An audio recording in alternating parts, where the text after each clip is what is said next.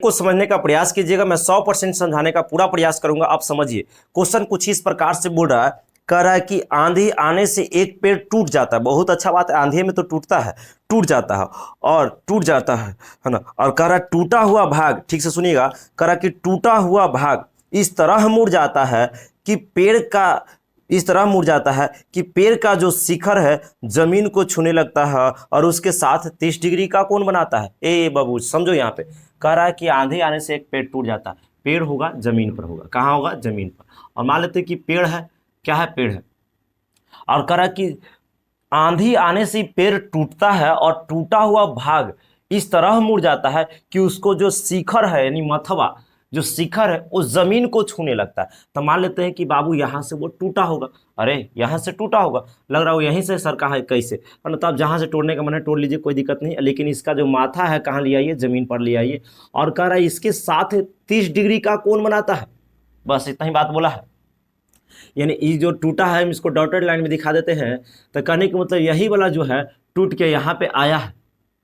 आगे पढ़ते हैं। तो कह रहा है कि टूटा हुआ भाग इस तरह मुड़ जाता है कि जमीन के साथ यानी जमीन के साथ 30 डिग्री का कोण बनाता है। यहाँ तक तो हो गया, तो जमीन के साथ 30 डिग्री का कोण बना दिए। उसके बाद क्या कहता है, क्या करा, पेड़ का पाद बिंदु की दूरी जहां पेड़ का शिखर जमीन को छूता है, तब पेड़ का पाद बिंदु यही है और करा शिखर जमीन को छूता है, वो दोनों का दूरी आपका 8 मीटर दिया है। यानी यहाँ से लेकर यहाँ 8 मीटर तक है दूरी, यहाँ तक, यहाँ तक। अब लास्ट में क्या कर रहा है कि पेड़ की ऊंचाई ज्ञात करें। चलिए अब हम आपको समझा देते हैं, इसको थोड़ा इधर रख देते हैं। हम अपना बुकवा से पढ़ रहे थे, आपको नीचे लिखल होगा, है ना, ध्यान दीजिए।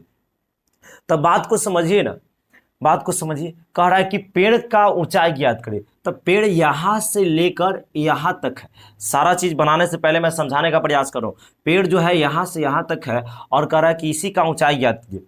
तो यहां से तो अब टूट न गया पेड़वा, तब ऐसे आ गया। अच्छा मान लेते हैं बाबू कि ये वाला भाग यदि 5 मीटर हो, अरे मान लेते हैं कि 5 मीटर होगा, और ई जो ई वाला दिखाई दे रहा है ये मान लेते हैं कि 12 होगा। कितना होगा, 12 मीटर। तो एक बात पूछ रहा है कि पेड़ का कुल ऊंचाई 12 और 5 17 हो जाएगा। इसीलिए क्योंकि यही वाला तो टूट के नहीं इधर गिरा है, इसको खड़ा करोगे फिर से उस ओकरे पर फेविकॉल से चिपका देना, तो चिपकाओगे तो फिर इसे खड़ा हो जाएगा, तो यही वाला टूटल का ना खड़ा होगा। तो 12 और 5 17, ये पूरा 17 हो जाएगा।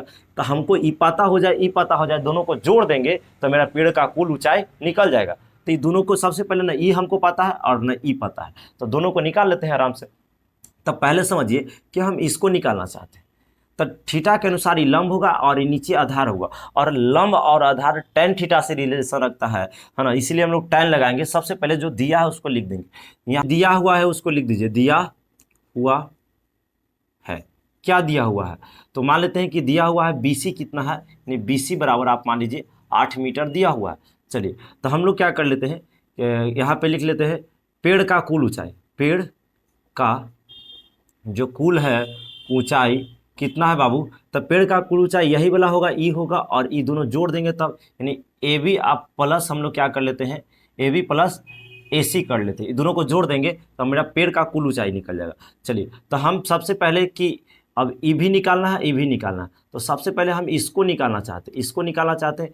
तो ये क्या थीटा के अनुसार ये लंब का काम करेगा, ये आधार का काम करेगा, तो tan थीटा लगेगा, इसीलिए क्योंकि tan थीटा ही होता है लंब बटा आधार, यानी लंब और आधार में हम लोग को tan रिलेशन रखता है। तो थीटा की जगह 30 काम कर रहा है, और यहाँ पे लंब बटा आधार, तो लंब कितना है AB है, आधार कितना है 8 है, tan 30 का मान कितना होता है, तो 1/√3 होता है, बराबर क्या हो जाएगा AB बटा 8 हो जाएगा। अब इससे इसमें गुना कीजिए, इसमें तो AB क्या हो जाएगा, ध्यान देते रहिएगा, AB में इससे गुना करेंगे तो AB √3 हो जाएगा, बराबर 8 हो जाएगा। हमको AB चाहिए, तो AB बराबर हो जाएगा 8/√3, यानी हमको ई तो निकल गया 8/√3, या फिर इसको निकाल देंगे या दोनों को जोड़ देंगे। तो चलिए अब हम लोग चलेंगे, यानी फिर यहाँ पर देखिए लिखेंगे पुनः, अब देखिए हमें चाहिए ई कर्ण चाहिए, आधार दिया है, कर्ण आधार कॉस से रिलेशन रखता है, इसलिए कॉस बराबर लिख देंगे कॉस 30 थीटा, 30 डिग्री बराबर होता है लंब। तो लंब कितना है बाबू, तो कॉस होता है आधार बटा कर्ण, तो आधार कितना है 8 है, और कर्ण जो है आपका AC है, क्या है AC है। चलो cos 30 का मान √3/2 होता है, रख दीजिए, और यहाँ पे देखिए तो 8 AC हो जाए, 8/AC हो जाएगा। इससे इसमें करेंगे तो √3AC हो गया, बराबर 8 दूना 16 हो जाएगा। तो हमको चाहिए ए सी, तो ए सी बराबर हो जाएगा 16√16 यहाँ देखिए 16 है तो 16 होगा, आई गुना में है तो इधर जाएगा तो भाग में चल जाएगा। अब देखिए हम लोग को क्या करना है, पेड़ का कुल ऊंचाई ए बी और ए सी को जोड़ देना है। पेड़ का कुल ऊंचाई ए बी ए सी को जोड़ दीजिए, आपका आंसर क्या हो गया, तैयार हो गया।